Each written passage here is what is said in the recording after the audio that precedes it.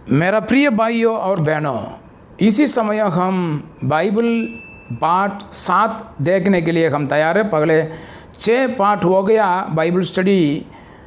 आज Bible lesson 7 number हम देखने के लिए हम तैयार हैं। मेरा प्रिय भाई और बहनों, आप सबको भी हम स्वागत करता हूं। इसलिए मतलब आज का दिन हम सही रास्ता में बाइबल वचन सुनेंगे और ग्रहण करेंगे। परमेश्वर हमको यीशु मसीह के नाम से मदद करेगा। आज का दिन बाइबल पार्ट 7वां नंबर गलीसिया का संगठन। गलीसिया के संगठन पर ध्यान दिए बिना इसका अध्ययन करना थोड़ा कठिन है। वास्तव में गलीसिया के अध्ययन को करने के लिए इसके संगठन का अध्ययन करना अति आवश्यक है। इसका एक विशेष कारण यह है कि यह बाइबल के अनुसार गलीसिया की एक उचित फिगर हमें दिखाता है, अर्थात सांप्रदायिक गलीसियाओं के जो संगठन के उससे बिल्कुल बड़े हटकर हम गलीसिया के सही संगठन को देखते हैं। सबसे पहले हम यह देखते हैं कि गलीसिया की स्थापना यीशु ने की थी, इसलिए वो इसका बनाने वाला है, मालिक तथा इसका सिर या मुख्य है। पौलुस इसके विषय में कहता है, वही देह अर्थात गलीसिया का सिर है, वही आदि है और मरे हुए में से जी उठने वाला में पहिलौठा की सब बातों में वही प्रधान ठहरे। कुलुस्सियों पुस्तक में पहला अध्याय में 18 वचन में हम ये देख सकता हूँ। इसलिए की तरफ से हमें यह समझ लेना चाहिए कि गलीसिया का कोई मनुष्य मुख्य नहीं है। कोई भी ऐसा व्यक्ति नहीं है जो गलीसिया का डायरेक्टर, विशेष व्यक्ति या बहुत बड़ा लीडर हो जो गलीसिया के लिए अपना नियम बनाता है। दूसरी बात यह है कि जबकि यीशु गलीसिया का सिर है और अब वह स्वर्ग में है, तो यह बात बिल्कुल स्पष्ट है जाती है कि गलीसिया का मुख्यालय स्वर्ग में है। यानी दूसरे शब्द में हम इसे इस प्रकार से भी कह सकते हैं कि पृथ्वी पर गलीसिया का कोई मुख्यालय नहीं है। ऐसा ना कभी हुआ है और न ही कभी होगा। ऐसा न कभी हुआ है और न ही कभी होगा। तीसरी बात यह है कि केवल एक ही कलीसिया है, परंतु यह एक कलीसिया कई मंडलियों से मिलकर बनी है। यीशु ने कहा था कि वह अपनी कलीसिया बनाएगा, मत्ती का सुवार्ता में 16-18 में। वह ऐसा कलीसिया की बात कर रहा था जो विश्वासिक होगी। पौलुस ने एक बार कहा था कि तुमको मसीह की सारी कलीसियाओं की और सी नमस्कार। रोमियो का पुस्तक 16 अध्याय में 16 वचन। अर्थात सारी मसीह की मंडलियों से मिलकर एक विश्वव्यापी कलीसिया बनती है। चौथी बात यह है कि प्रत्येक कलीसिया आत्मनिर्भर है, अर्थात प्रत्येक कलीसिया अपने कार्य को स्वयं संभालती है तथा आत्मनिर्भर है। शायद कोई मंडली किसी दूसरी मंडली के साथ मिलकर कार्य करे, परंतु इसमें कोई जबरदस्ती वाली बात नहीं है। प्रत्येक कलीसिया या मंडली की अपनी एक पहचान होती है तथा वह किसी दूसरी मंडली पर निर्भर नहीं है और न ही दूसरी मंडली पर अपना अधिकार चलाती है। शायद तो दूसरी मंडलियां रास्ते से पटक जाए, परंतु जो गलीसिया आत्मनिर्भर तथा विश्वास में शक्तिशाली है, वह अपने विश्वास में दृढ़ बनी रही है। और यदि कोई एक गलीसिया शायद भटक जाए, परंतु अन्य सारी मंडलियां अपने विश्वास में बनी रहेगी। पांचवी बात हम यह देखें कि प्रत्येक गलीसिया में अपना अध्यक्ष होते हैं, एल्डर्स बोलता है, अध्यक्ष। इनके गलीसिया पर अपना अधिकार नहीं चलाना है, परंतु उनकी अगुवाई करने है और उन्हें आत्मिक भोजन देना है। प्रेरितों पुस्तक में 20वां अध्याय में 28 वचन है।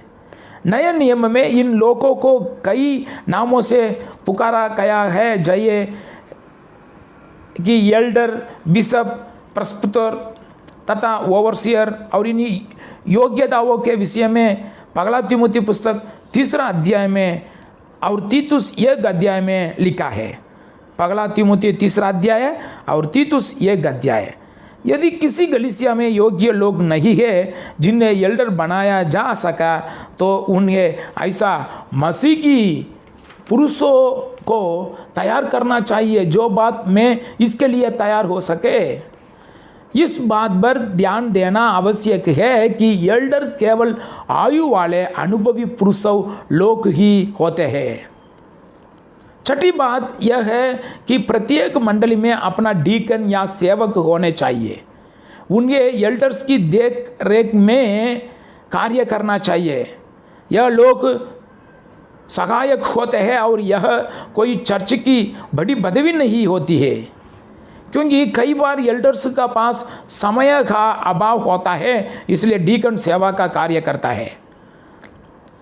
दोनों के कार्य बड़े आवश्यक है, परंतु ध्यान देने वाली बात यह है कि इनकी योग्यताओं के लिए विषय में पगला तीमुथी 3 अध्याय में लिखा है। 7वीं बात हम यह देखते हैं कि कलीसिया में प्रचारक या सिखाने वाला तथा मसीहा होते हैं। 7वीं बात हम यह देखते हैं कि कलीसिया में प्रचारक या सिखाने वाले तथा मसीही होते हैं। इस बात को ध्यान में रखिए कि यह कोई पदवियाँ नहीं होती, परंतु एक सेवा होती है। मसीह की कलीसिया में ऐसी पदवियाँ नहीं होती जिन्हें समय पर पढ़ा जाता है। चर्च या कलीसिया अपने स्वभाव में बहुत साधारण है तथा इसी प्रकार से इसे रखना भी चाहिए जैसे प्रभु ने इसे बनाया है। हमें देखना चाहिए कि धार्मिक संसार में विभिन्न कलीसियाओं में विभिन्न प्रकार के संगठन तथा पदवियाँ होती है, जिनमें से अधिकतर बाइबल के अनुसार नहीं है। और इसी कारण से आज सारे संसार में कलीसियाओं में क्लर्जी एंड लेटी जैसी बातें देखने को मिलती है। मतलब ऑफिस है, एडमिनिस्ट्रेशन है, मैनेजमेंट जैसा है। इसका अर्थ यह हुआ कि कलीसिया में कुछ लोग ऐसे हैं जिन्हें बड़ा माना जाता है तथा जो सदस्य होते हैं उन्हें केवल लीडरों की आज्ञाओं के माना है। कैथोलिक चर्च में पोप कलीसिया का मुख्य है तथा उसके नीचे बहुत सारे प्रीस्ट कार्य करते हैं और यह प्रीस्ट उसकी प्रत्येक आज्ञा का पालन करता है। दूसरी अन्य कलीसियाओं में बिशप होते हैं तथा एक हेड बिशप होता है और कई धार्मिक पदवी वाले लोग होते हैं जो सदस्यों को आर्डर देता है। परंतु क्या यह अच्छा नहीं होगा यह इन सब को छोड़कर बाइबल की तरफ मुटा जाए और कलीसिया के उस संगठन को माना जाए जो बाइबल के अनुसार है। मनुष्य ने जो सिस्टम बनाया है उसे उन्हें स्वयं को महिमा और इज्जत मिलती है, परंतु प्रभु का जो मार्ग है उसमें सारी महिमा और इज्जत प्रभु को मिलती है। हम प्रभु यीशु को अपना हेड या मुख्य मानते हैं। हम प्रभु यीशु को अपना हेड या मुख्य मानते हुए सारी आत्मिक बातों में उसकी अगुवाई चाहते हैं। चाहे कुछ भी हो, प्रभु का मार्ग उचित है तथा सदा उचित रहेगा। मेरा प्रिय भाई और बहनों, आज का दिन यही हम देखा, मतलब क्रिस्ती बनाया एक कलीसिया, वो कलीसिया में एल्डर्स है, एल्डर्स का नीचे डीकन्स है। ये दोनों एक विशेष पदवी ऐसा नहीं है, सभी सेवा है। और यीशु मसीह हेड है और स्वर्ग अपना मुख्यालय है।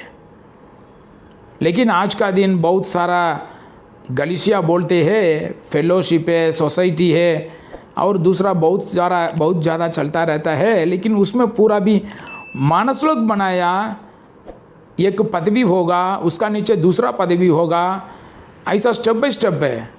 ऊपर से नीचे तक पदवी पदवी पदवी और मुख्यालय है, कार्यालय है, छोटा छोटा ऑफिस है। ये कलीसिया नहीं है, यीशु मसीह बनाए नहीं है। यीशु मसीह बनाया वो भी कलीसिया एकदम हल्का है, भारी नहीं है और उसका सिस्टम अलग है। वो पूरा प्रेम से हम काम करना चाहिए, सेवा करना चाहिए। ये शरीर का पदवी नहीं है, ये आत्मिक रीति का एक उपकार है, आत्मिक रीति का एक मदद है। बहुत सारा लोग पाप में मर जाता है, उन लोगों को स्वर्ग ले जाने का एक रास्ता यीशु मसीह बनाया, वही रास्ता में हम ले जाना ज़रूरत है। इसलिए यीशु मसीह दुनिया पर आया, गलीशिया बनाया, उसके लिए उसका जीवन बलिदान दिया। इसलिए हम वही गलीशिया को उसका नाम रखता हूँ, क्योंकि वो गलीशिया का सिर वही है, ये एक पदवी नहीं है। पहले एक विस्तार में गलीशिया शुरू करता हूँ, वो भी परमेश्वर का कृपा है। एक भाई वहाँ जाके प्रचार करता है और रविवार आराधना भी चालू है, वर्शिप चालू है। धीरे धीरे मेंबर्स, पवित्र शास्त्र के अनुसार मेंबर्स बढ़ाने के समय एक एल्डर वो भी बनाना पड़ेगा। एक मतलब एक नहीं है, एक का ऊपर मतलब 2-3 एल्डर्स बनाना चाहिए। एल्डर्स जरूरत है, एल्डर्स वो भी जरूरत है। एक गलीशिया भी इंडिविजुअल रिस्पॉन्सिबिलिटी, इंडिविजुअल अथॉरिटी, वो दूसरा गलीशिया उसका ऊपर अधिकार नहीं कर सकता हूँ। वो छोटा मंडली हो, बड़ा मंडली हो, एक गलीशिया सेल्फ रेस्पेक्ट है, सेल्फ रिस्पॉन्सिबिलिटी, सेल्फ अथॉरिटी। लेकिन सभी के लिए बाइबल, नवाकार उपदेश आधार होना चाहिए। इसलिए मसीह की गलीशिया में डायरेक्टर नहीं है, पोप नहीं है, और रेवरेंड नहीं है, और पास्टर नहीं है, ऐसा कोई नहीं है। हम सब लोग भी भाई बहन हैं। हम सब लोग प्रेम से काम करना चाहिए। और एक मंडली में, एक गलीशिया में एल्डर्स मतलब एक नहीं है, 2 नहीं तो 3 ऐसा एल्डर्स, डीकन्स, वो लोग भी काम करना ज़रूरत है। क्योंकि वो बकरा बकरी की क्या क्या ज़रूरत है, क्या प्रचार करना चाहिए, उन लोगों का आत्मिक रीति में शरीर का अनुसार उन लोगों को क्या भोजन चाहिए, वो ऐसा पूरा भी देने के लिए आवश्यकता है। और प्रचार करने के लिए भी प्रचार लोग भी ज़रूरत है। सेवक ऐसा हम बोलता हूँ, सेवक लोग भी ज़रूरत है। प्रीचर, टीचर ऐसा हम बोलता हूँ, उन लोग भी ज़रूरत है। ये पूरा भी प्रेम से करना चाहिए। मेरा भाई हो और बहन हो, इसी समय बाइबल पाठ 7 नंबर हम देख लिया। आप एक नोट पुस्तक में ये पूरा भी लिखना, और इसमें डिस्क्रिप्शन बॉक्स में देख लेना, उधर सवाल होगा, सवाल का जवाब लिख के हमको वापस भेजना। एड्रेस भी है डिस्क्रिप्शन बॉक्स में। केवल डिस्क्रिप्शन बॉक्स में कुछ डिटेल्स कम पड़ा हो तो कमेंट्स बॉक्स में भी आप देख लेना, उसमें सारी पूरी डिटेल्स हम एंट्री करके रख दूंगा। बहुत शुक्रिया। Praise to God in Jesus Christ name. ये चैनल का नाम मसीह की गलीशिया हिंदी COC। आप ये सब्सक्राइब करना, शेयर करना, लाइक बटन दबा देना और बेल बटन भी दबा देना। कमेंट्स बॉक्स में आपका कुछ सवाल होगा तो लिखे रखना। Thank you very much. Praise to God in Jesus Christ name.